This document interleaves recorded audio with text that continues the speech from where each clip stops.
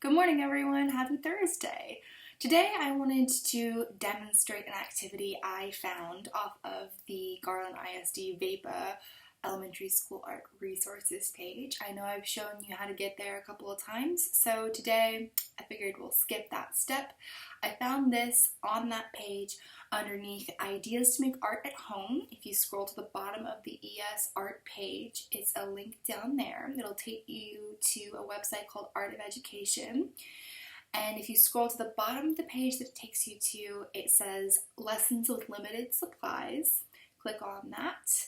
It says Finish the Picture prompts if you scroll again. And then it lands on a section called An Exquisite Corpse.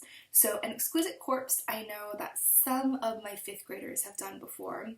And I was going to teach this to my 4th graders this year, but it was when we were supposed to come back from spring break. So here we are. Figured now is a great time to do this. And this is a great activity that can be done all ages, kinder all the way to 5th. It's a really fun activity, and the cool thing is that you have to have another person to be able to draw with you. So if that's a friend, or that's potentially a family member that's at home with you, a sibling, maybe if you're at daycare during this time, this is a really fun activity to do. Only takes 2 people, and I'm going to show you how to do that today. So let's check it out. Alright, the idea behind an exquisite corpse is to create a really weird looking creature.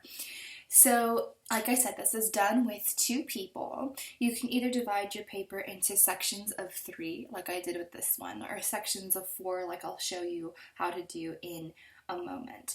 The idea is that you create whatever you want to create on your sections, then hide them from your partner, and they create whatever they want to create on their sections, and when you open it up, it creates a really crazy, cool, exquisite corpse like this one.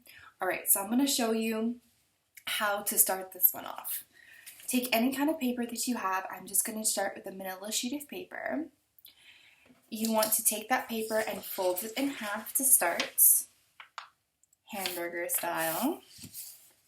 Alright, take that paper and fold it in half again. Remember, we're creating 4 sections here. Okay, then I can open the paper back up. Alright, now if you need to help yourself out so that you don't forget who gets what, you need a player A and a player B. So your paper should go A, B, A, B. Alright, so player A will do these sections and player B will do these sections. Alright, so what you're going to do with this, player A gets to start first. Player A gets to have the whole sheet of paper opened up because there's nothing else filled in. Now they are going to do the top part of a body. If I take my sheet of paper over here to show you really quickly, we're going to think about splitting the body up into 4 different sections. So if I were to just do a little easy stick figure right here, we have to split this body up into 4 different sections. So section number 1 is going to be the head, right? Section number 2 is going to have the arms. Section number 3 is going to be the lower part of the torso, like where your stomach would be. And section number 4 would be the legs. Alright, again, if you need to help yourself out for my younger players, you can write that up here. So we could put that you need to draw the head up here. We need to draw the chest and arms for player B. We need to draw the stomach for player A. And then for player B, we need to draw the legs. Okay, so like I said, player A gets to start first. They have the whole sheet of paper open. Now player A, remember you need to add a neck to your head. That's going to help player B get started on their drawing. Alright? I can draw whatever kind of head I want. This does not have to be my little stick figure, man. Psh, that's boring, right? I'm going to create any kind of head that I want. Let's see. I have an owl in front of me right now, so what I'm thinking is I'm going to make a kind of different owl shape. Now I'm going to put my necklines right here so that I remember I have to draw that neck. Alright, I'm going to draw kind of the funky looking owl.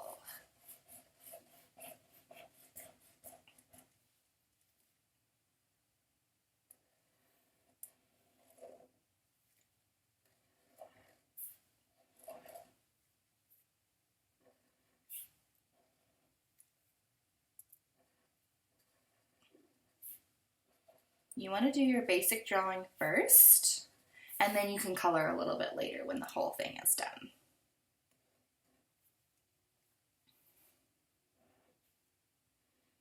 All right, now say I'm done for player A, okay?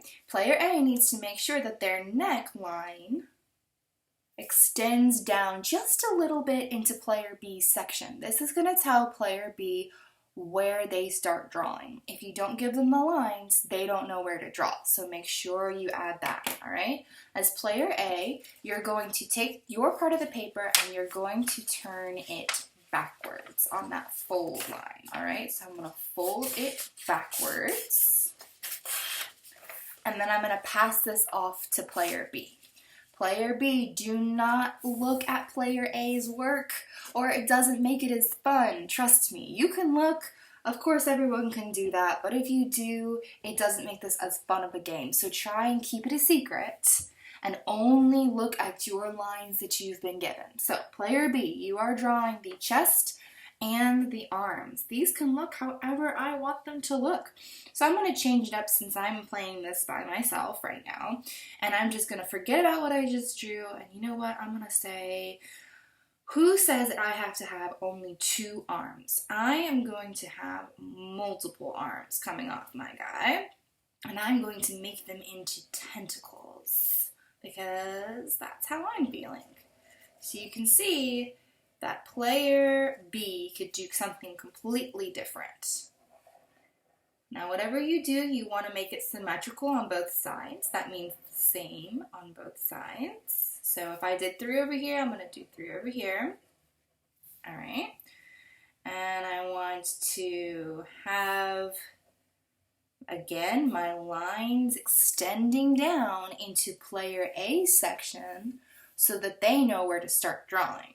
All right, I could add some details to my arms. Don't forget about your details. It makes your picture so much more interesting when you add in extras.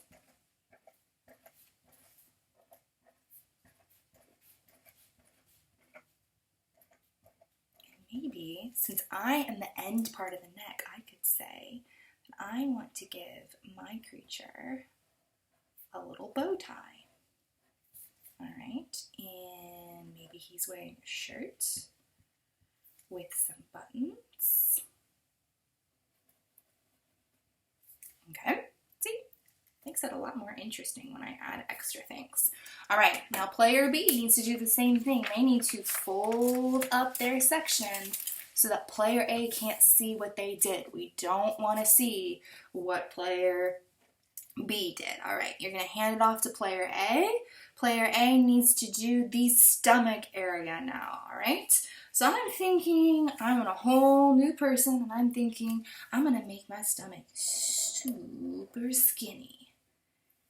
This guy is barely going to be able to walk right now. And in this area, if I wanted, I could add some extra things. Maybe he's going to have some little itty bitty wings that are coming out of his stomach. I don't forget about my details, so I'm going to have some squares that I'm going to add.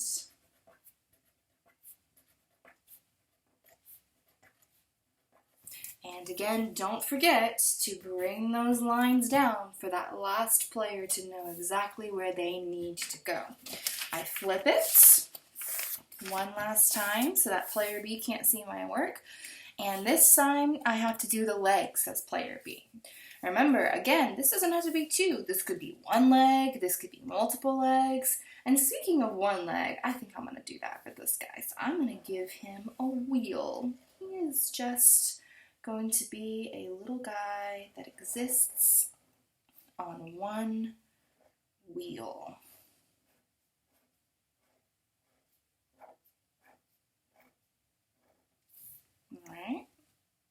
could add in some lines if I wanted to. And also, since I'm the very bottom, I could add in the ground, right? Maybe we're standing in a little bit of a flower field here. All right. Then, once player B is done, both players get to unfold and look at their crazy masterpiece they just created. Look how silly he looks. And then you get to color together. This is such a fun activity. Remember, on each portion, it does not have to be what you think it's gonna be. Just because I had 2 eyes up here doesn't mean that you couldn't have a bajillion eyes, or no eyes, or 1 eye. You could also think about creating what's up here in the background. Are there clouds? Is this figure in space? My arms can look any way I want them to look. This whole thing could have been a robot. This could be an underwater creature. This could be something that flies with wings up here, right? Every single section, I want you to use your imagination today and think completely outside of the box. And if you do that, trust me, you'll have an amazing, exquisite corpse. Have a great day, guys.